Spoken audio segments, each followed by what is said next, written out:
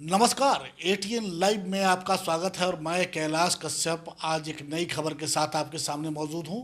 हम चर्चा करेंगे कि जब मई महीने में दूसरी कोरोना की लहर आई थी और ये लहर पहली बार से ज़्यादा प्रचंड तरीके से आई थी।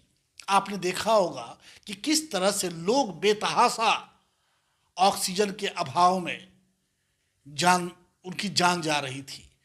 बिहार का ऐसा कोई जिला नहीं बचा था जहां लोग त्राहिमाम त्राहिमाम न कर रहे हों। किसी भी हॉस्पिटल में ऑक्सीजन की व्यवस्था पर्याप्त मात्रा में नहीं थी, डॉक्टर नहीं थे, दवा नहीं थी और लोग मर रहे थे। और उसके बाद आज वो दौर बीत चुका है। वो उस भयानक दौर को याद करके रूह कांप जाती है। जिन लोगों ने अपने किसी परिजन को खोया है वही इस दर्द को समझ सकते हैं। बाकी राजनेता तो राजनीति करते हैं, क्योंकि उनको इससे किसी से मतलब नहीं है कि कौन मरा, कौन जिंदा रहा, किसके परिवार के कौन सदस्य गया, कौन अनाथ हुआ, कौन विधवा हुई। ऐसे बहुत सारे सवाल हैं जिनको नेताओं से कोई मतलब नहीं है। और आज उसकी एक वानगी देखने को मिली, और वानगी भी ऐसी कि ऐसा लगा कि सब कुछ, सारी सच्चाई को एक मिनट में झुठला दिया गया। हम बात कर रहे हैं बिहार सरकार के माननीय स्वास्थ्य मंत्री श्री मंगल पांडे जी का। उन्होंने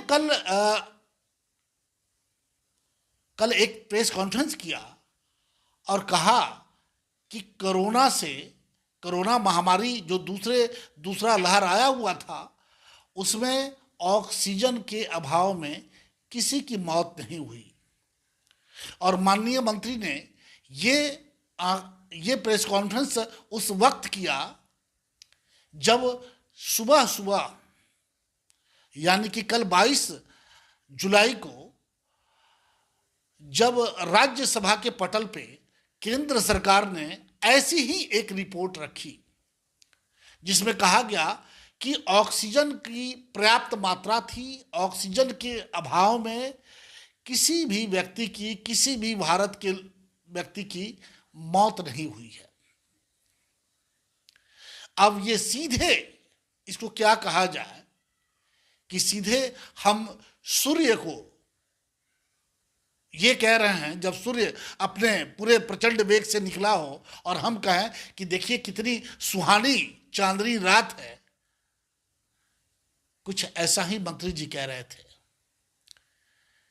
ऑक्सीजन के अभाव में हमने ये भी देखा कि जिसका बेटा 10 साल का, 12 साल का, 5-5, 6-6 साल का बेटा मरने के कगार पे पहुंच गया और वो बेचारा एम्बुलेंस के अभाव में।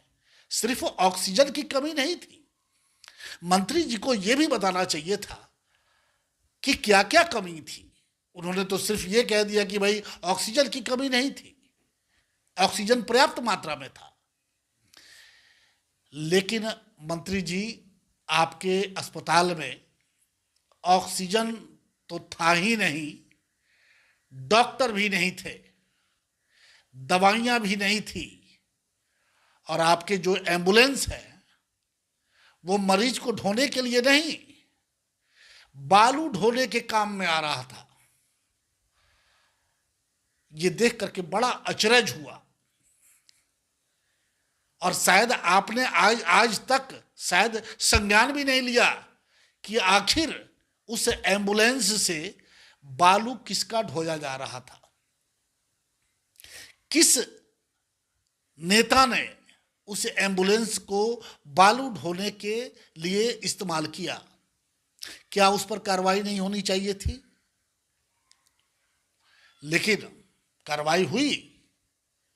कार्रवाई उस व्यक्ति पे हुई जिसने ये सारे चीजों को उजागर किया।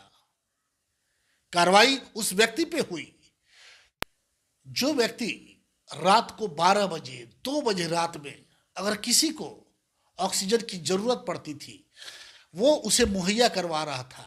कार्रवाई उस पर हुई, उसे जेल की सलाखों के पीछे डाल दिया गया। और मंत्री जी आपको तो दिखाई भी नहीं देगा।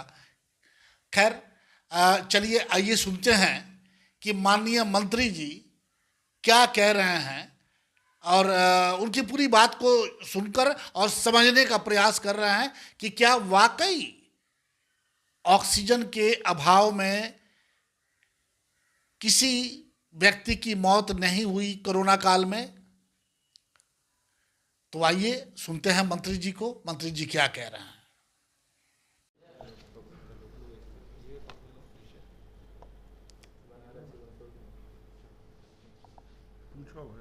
सर, कल राज्यसभा में रिपोर्ट पेश की गई जिसमें कहा गया है कि एक भी मौत ऑक्सीजन की कमी से नहीं हुई है केंद्र सरकार की तरफ से। नहीं, देखिए, मैं बिहार के बारे में आप सब लोगों को बता सकता हूँ और आप सब लोग भी उस समय बिहार में ही थे जब कोरोना का सेकेंड वेव आया था और आप सब लोग हर दिन की खबर को कवर करते थे। हमारे राज्य के सरकारी या प्राइवेट अस्पताल में जितने भी मरीज आए, सभी मरीजों को हम लोगों ने ऑक्सीजन उपलब्ध कराया। और जहां कोरोना के सेकेंड वेव के समय में 16 metric ton medical liquid oxygen की ज़रूरत पड़ती थी, जब यह वेव अपने सर्वाधिक दौर पे था तो एक दिन में 232 मैट्रिक टन भी ऑक्सीजन का उठाव करना पड़ा, मतलब 14 गुना अधिक उठाव करना पड़ा। तो आप समझ सकते हैं कि 20-25 दिनों में यदि किसी भी चीज़ का डिमांड 14 गुना बढ़ेगा तो सिस्टम पर कितना प्रेशर आता है। फिर भी हमने पूरे व्यवस्था को बनाए रखा और भारत की सरकार के सहयोग से, केंद्र सरकार के सहयोग से ऑक्सीजन का एलोकेशन भी बढ़ाया। जो ऑक्सीजन को ट्रांसपोर्ट करने के लिए जितनी सुविधाओं की ज़रूरत थी वो हमने सहयोग मांगा, वो सहयोग मिला। बिहार सरकार के हमारे विभाग के अधिकारियों ने, उद्योग विभाग के अधिकारियों ने पूरा परिश्रम मेहनत किया और हर अस्पताल तक हमने ऑक्सीजन पहुंचाया, मरीजों को सेवा की। सर, केंद्र ने एक दलील ये दी है कि राज्य सरकारों ने जो है वो मौत का आंकड़ा नहीं दिया है केंद्र को, जिसके वजह से केंद्र ने ये रिपोर्ट जारी की है। नहीं तो हमारे राज्य के अस्पताल में आप सब लोग गवाह हैं। आप लोग बताइए, आप लोगों ने किसी भी दिन किसी अस्पताल में ऑक्सीजन की कमी हुई, इसका कोई न्यूज़ कवर किया था क्या? हाँ, ये जरूर बात आती थी कि शाम तक चाहिए, कल सुबह चाहिए, तो हम लोग उपलब्ध कराते जाते थे। तेजस्वी यादव ने इसे आत्महत्या बता रहे हैं। तेजस्वी यादव कहाँ थे, जरा उनसे पूछिए ना। उस समय वो थे कहाँ पर? उनको मतलब क्या है राज्य की जनता से? वो तो कहीं बैठ के ट्वीट करते थे और उस दिन उनको ये सब बात नहीं ध्यान में आया था। तो उनको जनता से मतलब नहीं रहता है। हम लोग तो सेवा करते हैं, काम करते रहते हैं और नेता प्रतिपक्ष को कुछ ना कुछ, चूंकि मीडिया में बने रहना है तो विरोध का बयान देना है। और सरकार कितना भी अच्छा काम कर लेगी तो तेजस्वी जी कहेंगे क्या कि सरकार ने बहुत अच्छा काम किया? आज तक तो नहीं बोले हैं। लेकिन बिहार की जनता की सेवा तो हम ही लोग कर रहे हैं और उस वक्त भी सेवा हम लोगों ने किया था और आगे भी सेवा करेंगे। सेवा करना हम लोग का धर्म है, कर्म है।